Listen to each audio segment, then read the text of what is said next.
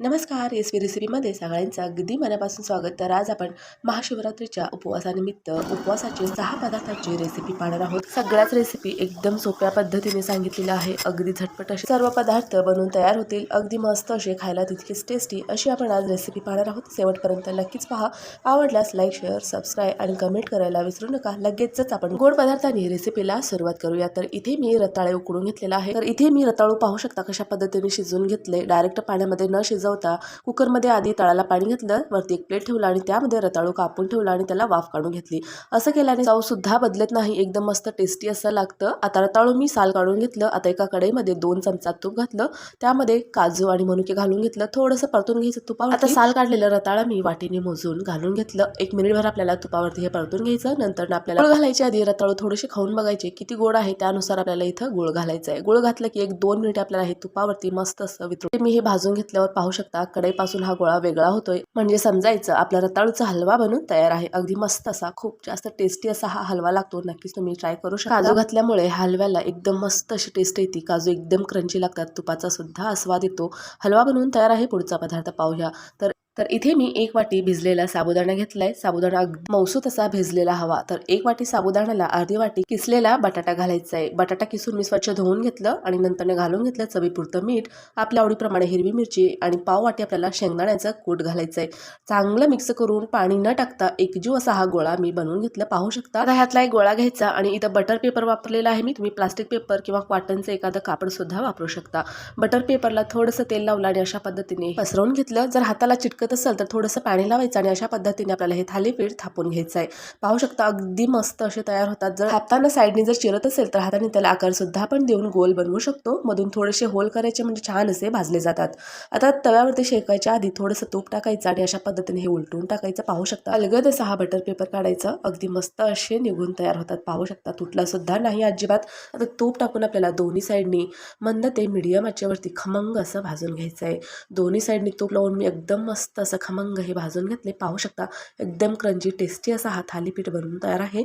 अशाच पद्धतीने हे सर्व थालीपीठ मी बनवून घेतलं. एकदम मस्त असे तयार होतात. भाजताना तूप किंवा लोणी घालून भाजा. एकदम मस्त खमंग खोस बनवून तयार होतात. दही सोबत खावा, अगदी टेस्टी असं लागतं. कमी जर तेलकट तुम्हाला काही खायचं असेल तर हा पदार्थ तुम्ही नक्कीच ट्राय करू शकता. थालीपीठ बनवून तयार आहे. पुढचा पदार्थ पाहूया. तर इथे मी एका भांड्यात एकदम घट्ट अशी मलाईदार गोड दही घेतली आहे. खूप जास्त आंबट नसावी, थोडीशी आंबट असली तरी देखील चालेल. थोडंसं मीठ घातलं, पाव चमचा साखर घालायचं, उभ्या चिरलेले मिरचीचे तुकडे घालायचे आणि थोडंसं पाणी घालून हे सुरुवातीला थोडं घुसळून घेतलं. नंतर भाजलेल्या जिऱ्याची पूड घातली, परत पाणी घालून ऍडजस्ट करायचं आणि चांगलं असं घुसळून घ्यायचं आहे. आणि आपला मसालेदार थंडगार असा हा ताक बनवून तयार. उपवासाच्या दिवशी कडक उन्हामध्ये थंडगार असा शरीराला थंडावा देणारा मसालेदार ताक नक्कीच घेतला पाहिजे. ताक बनवून तयार आहे. पुढचा पदार्थ पाहूया. तर इथं मी अर्धी वाटी भगर घेतलाय.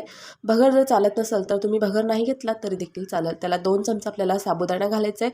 शिंगाड्याचं पीठ देखील तुम्ही भगरच्या ऐवजी इथे घेऊ शकता. आता 2 ते 3 वेळा पाणी घालून चांगलं असं स्वच्छ मी धुवून घेतलंय. पाहू शकता. आता दोन्हीही साहित्य संपूर्ण पाण्यामध्ये बुडेल एवढं आपल्याला वाटी भरून पाणी घालायचंय. पाहू शकता मी पूर्ण वाटी भरून पाणी घातलंय. भरपूर पाणी घातल्याने काय होईल तर 1 तासामध्ये हा भिजून तयार होतो. जर तुमच्याजवळ भरपूर जर वेळ असेल तर तुम्ही जास्त वेळ सुद्धा हे ठेवू शकता. आणि इथे बघू शकता तुम्ही साबुदाणा एकदम मौसर असा भिजलाय.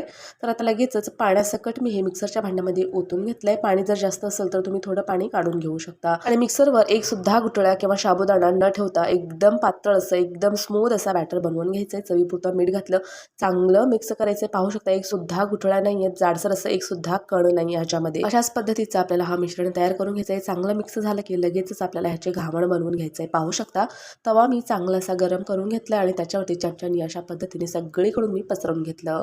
जाड पीठ अजिबात करायचं नाही. जेवढं होईल तेवढं आपल्याला पातळ पीठ बनवून घ्यायचं, म्हणजे जाळी ह्याला अगदी मस्त अशी सुटतात. आणि इथे पाहू शकता जसं आपलं घावण हे तयार होतो ना तेव्हा कडेला हे सुटत जातो. पाहू शकता कडेला सुटत गेला की आपल्याला पलटून घ्यायचं. मोठ्या आकाराचं घावण असेल तर तवा 4ही बाजूनी फिरून आपल्याला घावण चांगलं असं खमंग भाजून घ्यायचंय. पाहू शकता अगदी सहज असा निघालेला आहे. तव्याला अजिबात चिटकलेला नाही. पलटून मी थोडंसं तूप घालून अगदी मस्त असं अर्धा सेकंद हे भाजून घेतलं. भाजायला सुद्धा जास्त वेळ लागत नाही. आणि पाहू शकता एकदम मस्त कुरकुरीत असा हा जाळीदार घावण बनवून तयार आहे. आणि फक्त अर्ध्या वाटी भगरमध्ये 6 घावण बनवून तयार झालेले आहेत. पाहू शकता एकदम पांढरे शुभ्र जाळीदार एकदम क्रंची किंवा मऊ लुसलुशीत असे हे जाळीदार घावण बनून तयार आहेत.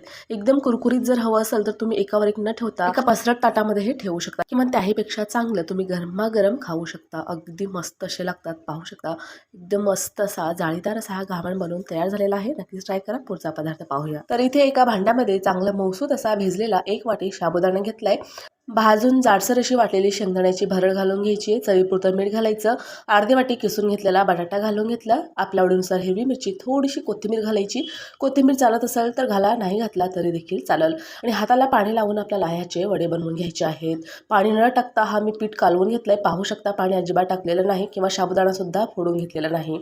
अजिबात तुमचे वडे तेलामध्ये फुटणार नाही. परफेक्ट असे बनवून तयार होईल. चांगला मौसूत असा साबुदाणा भिजला की अजिबात कुठेही अडचण येत नाही. चांगले असे वडे बनवून तयार होतात. आता एकदम कडकडत्या गरम तेलामध्ये आपल्याला वडे सोडून द्यायचे आहेत आणि मीडियम गॅसवरती चांगले वडे खरपूस होईपर्यंत आपल्याला तळून काढायचे आहेत. पाहू शकता एक सुद्धा वडा कुठेही फुटलेला नाही. अजिबात चांगलं असं गोल्डन ब्राऊन झालं की आपल्याला हे काढून घ्यायचे आहेत. कच्चा बटाटा वापरल्यामुळे आणखी देखील जास्त क्रंची असा बनवून तयार होतो. तर नक्कीच तुम्ही अशा पद्धतीने हा वडा ट्राय करू शकता. पाहू शकता दिसायला हे किती छान असं दिसतंय. खायला तर तितकाच टेस्टी लागतो. तर वडा सुद्धा आपला बनवून तयार आहे. हे पहा किती क्रंची असा झालेला आहे. आतून सुद्धा अगदी मस्त असा शिजून तयार होतो. वडा बनवून तयार आहे. पुढचा पदार्थ पाहूया. तर इथे मी 1 वाटी शेंगदाणा अगदी मंद आचेवरती एकदम मस्त खरपूस असं भाजून घेतलंय. गॅस मोठा करून अजिबात शेंगदाणे भाजायचे नाही. इथे मी अगदी मंद आचेवरती 10 मिनिटे हे शेंगदाणे भाजून घेतले. पाहू शकता अगदी सहज असे ह्याचे सालं निघतायत. आता हे आपण काढून घेऊया. काढून घेतलं की पूर्ण थंड करून घ्यायचं आणि त्याची सालं काढून घ्यायची आहेत. आता इथे मी अर्धी वाटी खोबरा घेतलेला आहे. ते सुद्धा आपल्याला अगदी मंद आचेवरती 1 मिनिटभर तव्यावरती परतून घ्यायचं आहे. तेल किंवा तूप न टाकता.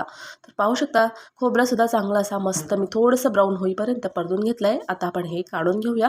एवढंच आपल्याला परतायचं आहे. जास्त जाळून घ्यायचं नाही. आणि इथे मी साल काढलेला आहे शेंगदाण्याचे. पाहू शकता तुम्ही मिक्सरच्या भांड्यामध्ये घालून घेतलं.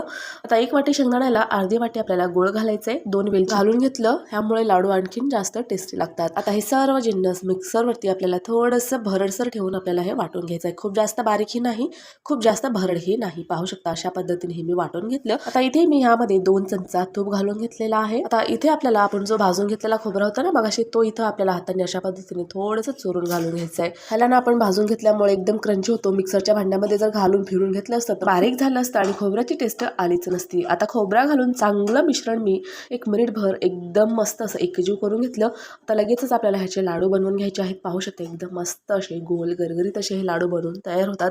एकदम परफेक्ट असे तयार होतात. आपण देशी शेंगदाणा वापरल्यामुळे खायला सुद्धा तितकेच टेस्टी लागतात. अशाच पद्धतीने सर्व लाडू मी बनवून घेणार आहे. आता जो भाजलेला खोबरा होता ना त्यातला मी थोडासा खोबरा हाताने चांगलं असं बारीक चुरून घेतलं. त्यामध्ये बनवून घेतलेला लाडू घोळवून घ्यायचा आणि मस्त असे हे शेंगदाण्याचे आणि खोबऱ्याचे लाडू बनवून तयार आहे. उपवास असतो तेव्हा छोटी छोटी भूक लागतच असते किंवा अधूनमधून काहीतरी खावंसं वाटतं ना तर त्यावेळेस अशा पद्धतीने एकदाच लाडू बनवून ठेवा आणि हवं त्यावेळेस तुम्ही हे खाऊ शकता. तर रेसिपी कशी वाटली कमेंट करून नक्की सांगा. सगळ्यात सोप्या पद्धतीने रेसिपी सांगायचा प्रयत्न केलेला आहे. रेसिपी आवडल्यास नक्कीच लाईक शेअर सबस्क्राईब करायला अजिबात विसरू नका. तोपर्यंत धन्यवाद.